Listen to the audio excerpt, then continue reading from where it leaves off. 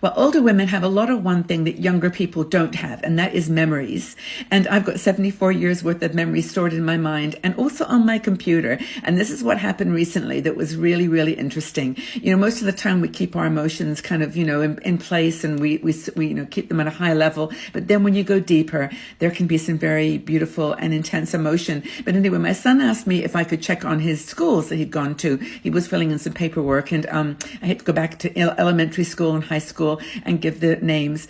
And I found this rabbit hole of documents and things that I had scanned, and one set of papers that I thought I might share with you, because I think if you've got kids and you are, taking lots of pictures and obviously writing things down, but this was a different approach, and I'm so glad that I did it, because every year I would write down what happened that year, as if I was talking to my child.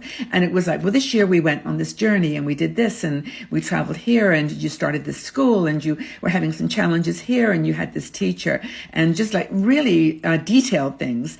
And I wrote them all down, and then, of course, one set of circumstances were so powerful. I actually was alone with the children for about the first 4 years of their lives. Well, the first 4 years. And it was very different, very difficult. I had no money. I was working full time. They had to go to childminders, and it was just hard. And I know a lot of you have this situation, but just to say that it was, for me, not the ideal way to be a mom. I wanted to be with them more often. So I really felt sensitive about taking them to their childminder. Her name was Mossy. She was wonderful. They loved her. But, having to drop them off in their pajamas and pick them up in their pajamas sometimes. And I had a full-time job that was just keeping us going. And then I met someone, and I introduced him to the children.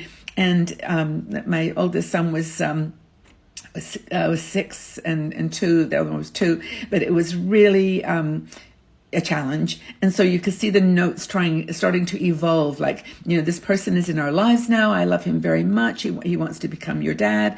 He wants to be, there for you. And as I wrote these notes year after year after year, and got to Nathan's 18th birthday, and then I stopped it there. And the idea was that I would then send it to them when they were 18 years old. And I did. But then, of course, they never read it, because who reads stuff from their mom when they're 18? But refreshing it and reading through it again, realizing what I'd been through with them, what they had been through as kids.